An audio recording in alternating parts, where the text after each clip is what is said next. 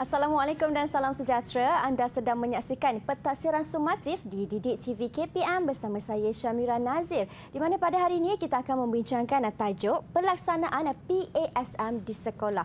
Untuk makluman anda, PASM merupakan sekatan kepada Pentaksiran Alternatif Sekolah Menengah untuk murid-murid berkeperluan pendidikan khas atau MBPK. Dan sedikit info tambahan yang Mira ingin kongsikan kepada anda, PASM mula diperkenalkan pada tahun 2021 untuk kohort yang pertama. Dan sekarang ini merupakan kohort yang kedua untuk tahun 2022.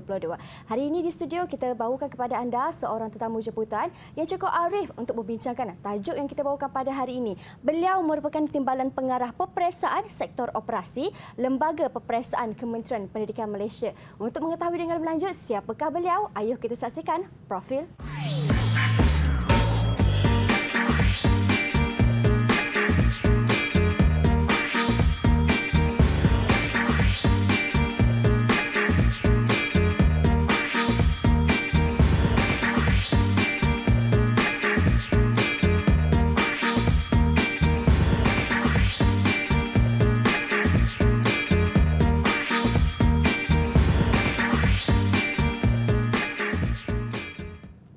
Baik, dan hari ini di studio kami bersama dengan Tuan Muhammad Zamri Abdul Aziz atau lebih mesra dengan panggilan Tuan Zamri. Assalamualaikum. Salam, Mira. Apa khabar Tuan Zamri? Alhamdulillah. Sihat ya? Selamat datang ke Pentaksiran Sumatif. Terima kasih. Baik, sebelum kita teruskan sesi pembincangan kita untuk hari ini, di studio juga Mira ingin memperkenalkan kepada anda seorang cikgu juru bahasa isyarat iaitu Cikgu Suhaili binti Abdul Ghani dari SK Pendidikan Khas Jalan Batu, Wilayah Persekutuan Kuala Lumpur. Apa khabar Cikgu Suhaili? Sihat Cikgu? Baik, terima kasih Cikgu atas kesudian bersama dengan kami untuk hari ini. Baik, Tuan Zamri, hari ini kita membincangkan tentang pelaksanaan PASM di sekolah. Pastinya untuk melaksanakan sesebuah pentaksiran ini akan adanya garis panduan, penyusunan dan juga dalam pentadbiran PASM. Jadi boleh Tuan Zamri kongsikan kepada saya dan mereka yang berada di rumah. Terima kasih Mira. Jadi Alhamdulillah. Dalam kita menguruskan PASM, kita menggunakan satu garis panduan, iaitu garis panduan pengurusan dan pentadbiran PASM. Jadi garis panduan ini sebenarnya kita gunakan untuk sebagai rujukan kepada pegawai-pegawai sama ada di bahagian di Kementerian Pendidikan maupun di JPN dan juga di PPD serta pentadbir serta guru-guru di sekolah.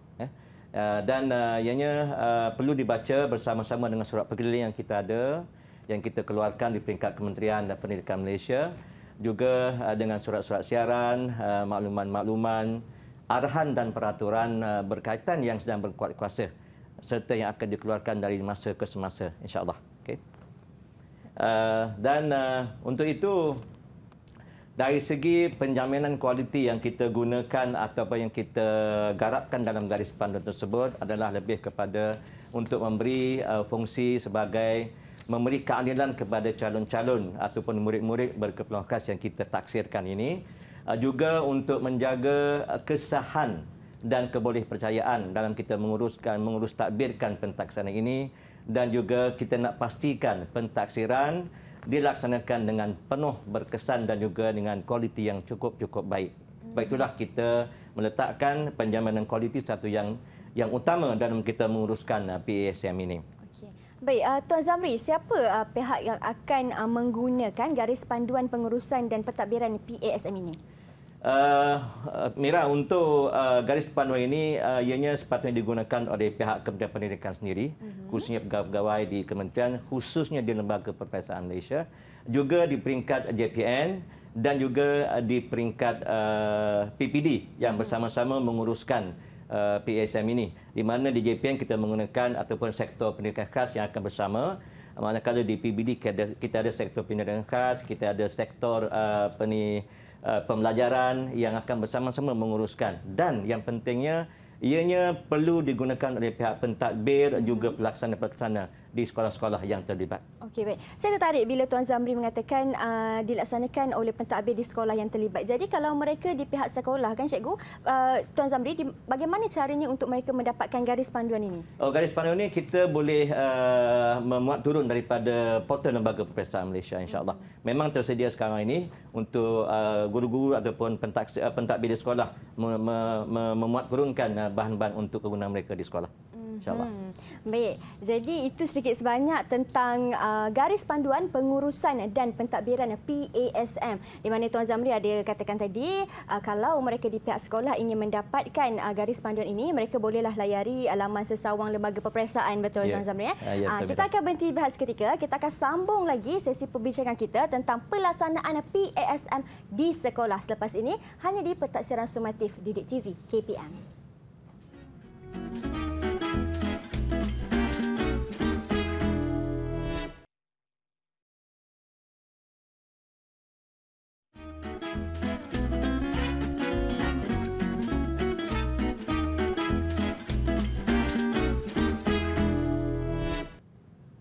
Baik, kembali kita di Pentaksiran Sumatif di Didik TV KPM, di mana pada hari ini kita membincangkan tentang pelaksanaan PASM di sekolah.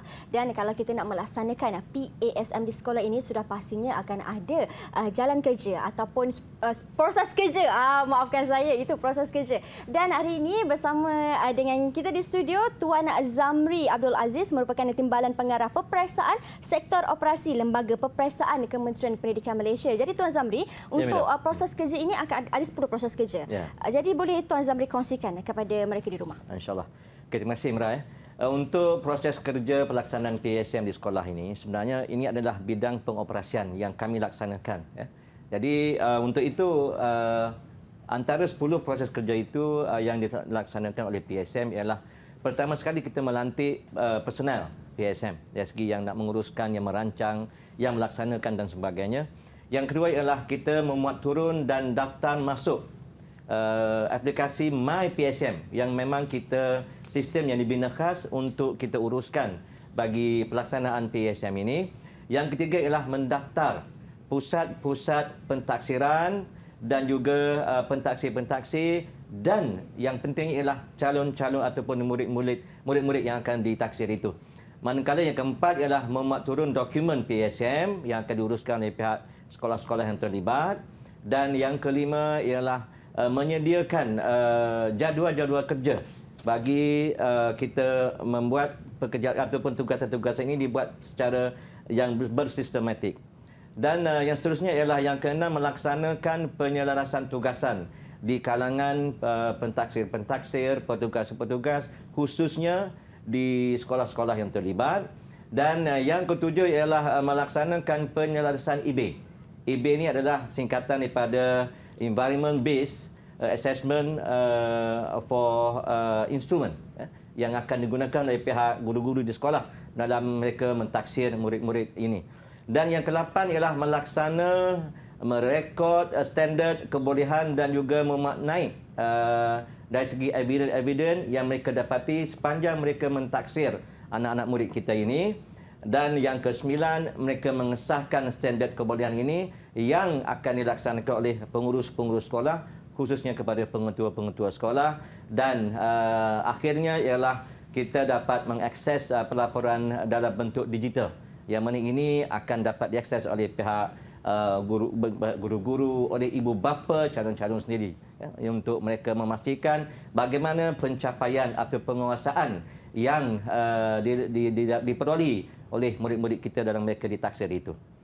Dan untuk seterusnya, dalam proses ini saya nak memperincikan dari segi proses-proses kerjanya, di mana dalam kita melantik personel PASM ini, kita ada tiga kategori personel. Iaitu pertama, personel pengurusan yang mengurus dari segi perancangan dan sebagainya.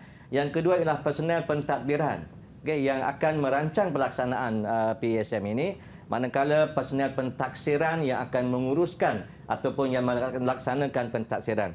Dan personel PASM ini merupakan pegawai daripada KPM, daripada JPN, PPD, juga daripada sekolah yang bertanggungjawab untuk mengurus, mentadbir dan juga melaksanakan PASM. Okey. Dan dalam pada itu kita dapat lihat di sini ialah dari segi personel-personel yang terlibat, iaitu di bawah pengurusan kita ada pihak lembaga peperiksaan, Jabatan Pendidikan, PBD dan KPS. Bahagian personel pentadbiran kita ada daripada pihak penolong kanan pendidikan khas di sekolah, setiausaha perasaan untuk pendidikan khas, guru-guru pendidikan khas, juga pembantu pengurusan murid yang akan bersama-sama. Manakala bagi personel pentaksiran yang akan mentaksir anak-anak murid atau calon-calon kita ini ialah yang melibatkan peringkat kebangsaan sehingga kepada peringkat sekolah, iaitu KPK, itu kebangsaan, ketua pentaksir kebangsaan, mana ketua pentaksir negeri, ketua pentaksir bagi kawasan, juga penolong pendidikan khas yang akan menjadi pentaksir di peringkat sekolah dan sebagainya. Dan begitulah. Ada juga pentaksir yang kita lantik khas daripada kalangan rakan calon-calon kita. Ada juga daripada pihak ibu bapa ataupun penjaga calon-calon kita yang kita berikan juga mandat untuk mentaksir anak-anak ini. Dan juga kita juga menggunakan khidmat komuniti atau masyarakat setempat untuk mentaksir anak-anak kita ini. Manakala untuk yang kedua ialah memuat turun dan mendaftar masuk MyPSM, iaitu sistem yang digunakan. Dan di sini LP membangunkan MyPSM ini dengan sebagai aplikasi yang akan digunakan secara menyeluruh dalam pengurusan PSM. Aplikasi ini akan bermula dengan pendaftaran calon di peringkat sekolah sehinggalah kepada penjaminan sijil digital pentaksiran. Dan yang ketiga ialah mendaftar pusat-pusat pentaksiran, pentaksir dan calon, di mana kita di sini kita menggunakan data-data pendaftaran yang diperlukan daripada untuk kita nak dapatkan pusat daripada EMIS, ya, satu program yang ada di peringkat kementerian melalui PPD. Yang kedua ialah kita nak mendapatkan maklumat tentang data calon yang kita perolehi daripada APDM, ya, yang diuruskan oleh pihak kementerian. Dan yang ketiga ialah kita nak dapatkan data pentaksir melalui sistem e-operasi yang ada di sekolah, yang ada dalam sistem pendidikan kita. Dan pendaftaran pusat pentaksiran ini semua dilaksanakan menggunakan MyPSM. Dan seterusnya ialah kita memuat turun dokumen-dokumen PSM. Ini penting dalam kita mengurus atau melaksanakan proses kerja bagi PSM. Dan dalam dalam kita menguruskan benda ini, personel pengurusan bertanggungjawab memastikan dokumen-dokumen PSM ini adalah lengkap dan terkini yang akan digunakan dalam pentaksiran. Antaranya ialah SPI, iaitu Surat Panggilan Ikhtisas, dokumen standard pentaksiran alternatif, iaitu DSPA. Manakala yang ketiga adalah Environment Based Assessment Instrument, iaitu EBA yang saya katakan tadi. Dan yang keempat ialah garis panduan pengurusan dan pentadbiran PSM yang kita ada bermula tahun 2021 dan dibuat penambahbaikan pada tahun ini, ya. Dan yang akhir sekali untuk kita melaksanakan proses kerja ini ialah jadual kerja bagi pelaksanaan PSM.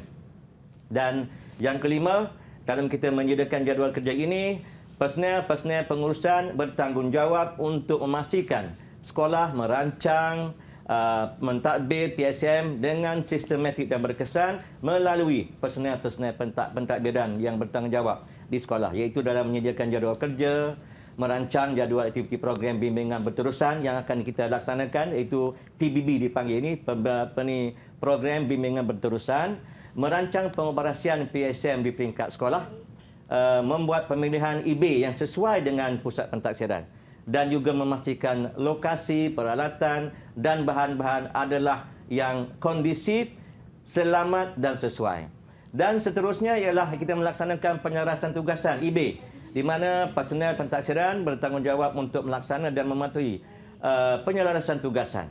Penyelarasan tugasan berfokus kepada pelaksanaan IB, di mana dengan IB ini kita menyelaras pemilihan kualiti standard kebolehan, ada, cukup atau lebih kebolehan anak-anak kita ini, menyelaras kategori dan juga kualiti eviden yang akan dipersembahkan oleh pihak pentaksir, dan juga melaksanakan pementoran berkaitan teknik mentaksir PSM ini secara berterusan juga. Okay? Dan seterusnya ialah dalam kita melaksanakan penyelarasan IB ini, ianya akan dilaksanakan oleh pihak personel pentadbiran. Di sini penyelarasan IB berfokus kepada pentadbiran pelaksanaan melalui membuat pengagihan tugas kepada GPK atau guru penolong kanan pendidikan khas, juga kepada PPM, iaitu pembantu pengurusan murid yang terlibat.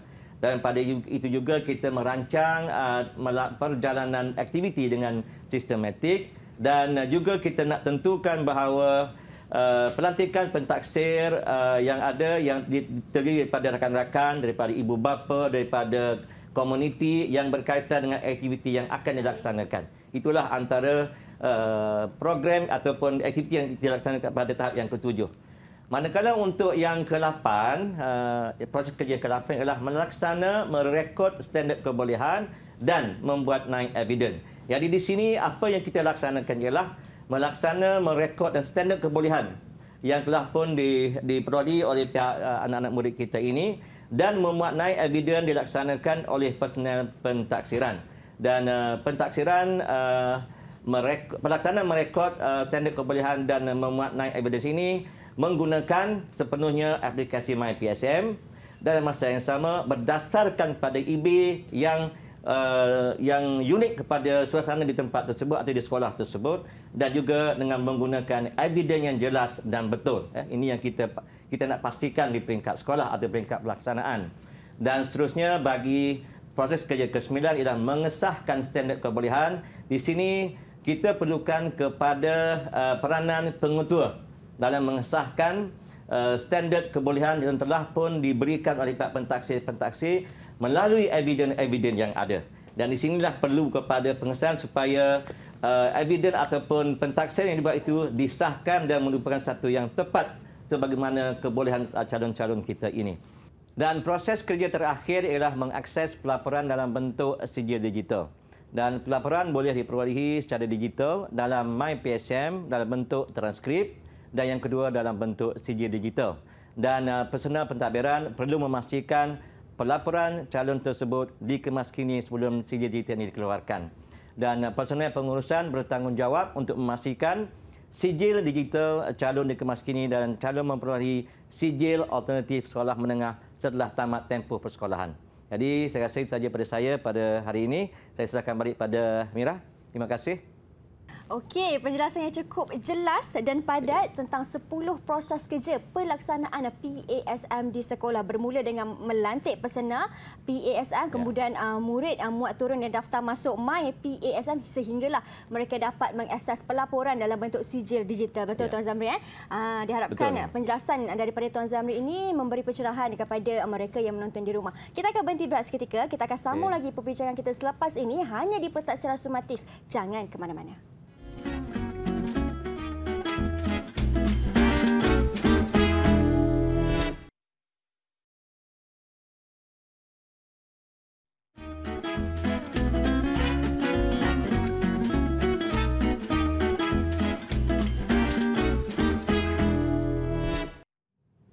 Baik, hari ini di Pentaksiran Sumatif di Didik TV KPM kami membincangkan tentang pelaksanaan PASM di sekolah. Jikalau ada yang baru saja menonton kami, PASM merupakan sekatan kepada Pentaksiran Alternatif Sekolah Menengah khas untuk murid berkeperluan pendidikan khas atau MBPK. Dan di segmen ini Tuan Zamri akan kongsikan pula tentang program bimbingan berterusan atau PBB. Bagaimana konsepnya, kelebihan dan juga kepentingan PBB ini. Silakan Tuan Zamri. Terima kasih Puan Mira. Dan program bimbingan berterusan ini adalah merupakan satu proses penjaminan kualiti dalam PSM, iaitu yang mana merangkumi pada program bimbingan berterusan yang juga ada jawatankuasa bimbingan dalam masa yang sama, ada modul bimbingan berterusan yang akan kita gunakan. Dan dalam program bimbingan berterusan ini, objektif ataupun tujuannya adalah untuk membantu personel PSM memahami prosedur pengurusan, pentadbiran dan juga pentaksiran PSM, di mana ianya dijalankan melalui aktiviti seperti pemantauan, penyelarasan, pengesanan dan juga pementoran. Dan PB ini merupakan program profesional yang sistematik yang menggunakan model bimbingan berterusan oleh PASM. Dan seterusnya, jawatankuasa bimbingan PSM ataupun JP PASM ini bertanggungjawab untuk melaksanakan PBB ataupun program bimbingan berterusan ini dalam masa yang sama merancang, menilai dan juga mencadangkan penambahbaikan dan penyelesaian bila diperlukan dalam menangani isu-isu yang berlaku. Yang ketiga, membantu personel PSM memahami pengetahuan dan juga kemahiran dalam melaksanakan PSM, dan yang keempat memastikan pentaksiran dilaksanakan seperti yang telah direka bentuk dengan konsep yang telah pun ditetapkan bagi setiap sekolah. Dan jawatan kuasa bimbingan ini adalah terdiri daripada personel-personel PSM yang dilantik di kalangan lembaga oleh pihak lembaga perpesaan, oleh Jabatan Pendidikan Negeri, juga oleh pengetua sekolah. Dan seterusnya ialah model bimbingan berterusan. Modul bimbingan PSM ini digunakan dalam melaksanakan program bimbingan berterusan, iaitu PBB. Modul ini berfungsi membantu personel PSM mentadbir pentaksiran PSM dengan sistematik dan berkesan. Dan ianya adalah PSM ini satu proses pentaksiran yang akan menentukan calon-calon kita yang berkeperluan khas. Itu anak-anak murid kita yang berkeperluan khas, di mana kita tidak mahu supaya anak-anak kita ini tidak mendapat peluang yang diberikan secara yang terbaik dalam mereka melaksanakan pendidikan di negara kita ini. Baik itulah pada pandangan kami, kejayaan adalah suatu perjalanan bagi anak-anak ini, bukannya satu destinasi. Ya. Baik, dan siapa pula yang terlibat dalam jawatankuasa PBB ni? Okey, jawatankuasa ini sebenarnya kalau kita lihat sebelum ini pun saya ada mentionkan itu ianya terlibat di kalangan pihak lembaga perpesaan, iaitu pegawai-pegawai di bahagian atau unit PSM ini, dan juga mereka juga akan melibatkan pegawai-pegawai daripada Jabatan Pendidikan Negeri yang akan bersama-sama. Seterusnya kita juga akan melibatkan pihak PPD, dan yang penting sekali ialah jawatankuasa ini akan melibatkan pihak sekolah yang merupakan di tempat di mana pentaksiran ini dilaksanakan. Itulah antara personel-personel yang terlibat dalam kita memastikan bimbingan berterusan ini dapat dilaksanakan dengan terbaik. Baiklah. Misalnya kalau ada pengusaha-pengusaha kecil, kan? Ya. Baik. Dan saya kira PASM ini adalah satu pentaksiran yang cukup baik untuk murid-murid berkeperluan pendidikan khas, kan? Sedikit kata-kata akhir daripada Tuan Zamri. Okey, kami di lembaga perpesaan amat memerlukan sokongan kesemua pihak, khususnya pihak sekolah dalam melaksanakan pentaksiran kepada anak-anak murid kita ini. Dalam masa yang sama, kita juga memerlukan sokongan daripada pihak ibu bapa yang merupakan tulang belakang kepada kejayaan anak-anak kita ini. Dan dalam masa yang sama juga, kita juga ingin merakamkan ucapan terima kasih kepada pihak komuniti yang bersama-sama memastikan pelaksanaan PSM ini dapat kita laksanakan secara yang terbaik, yang merangkumi kesemua perspektif, iaitu daripada pihak rakan-rakan, calon-calon kita, pihak ibu bapa sendiri, juga pihak komuniti, melalui sokongan oleh pihak guru-guru di sekolah. Jadi dengan adanya kesemua memainkan peranan, insya-Allah PSM ini akan dapat dilaksanakan dengan terbaik, insya-Allah. Terima kasih. Insya-Allah. Baik. Dan saya cukup tertarik dengan kata-kata mutiara daripada Tuan Zamri. Kejayaan adalah suatu perjalanan, bukanlah suatu destinasi. Dan untuk kita mulakan satu perjalanan itu, kita haruslah melangkah dengan langkah yang pertama. Dan saya kira pelaksanaan PASM ini merupakan satu langkah yang cukup baik, khasnya untuk murid berkeperluan pendidikan khas ataupun MBPK. Terima kasih banyak Tuan Zamri atas kesudian berkongsi informasi kepada saya dan juga penonton yang berada di rumah. Teruskan menonton pentaksiran sumatif. Hari ini kita membincangkan tajuk yang cukup menarik, iaitu pelaksanaan PASM di sekolah diharapkan memberi pencerahan kepada semua. Terima kasih Tuan Zamri lagi sekali saya ucapkan. Baik, kita jumpa lagi di pentaksiran sumatif di episod akan datang. Saya Syamira Nazir. Assalamualaikum dan salam sejahtera. Terima kasih banyak Tuan.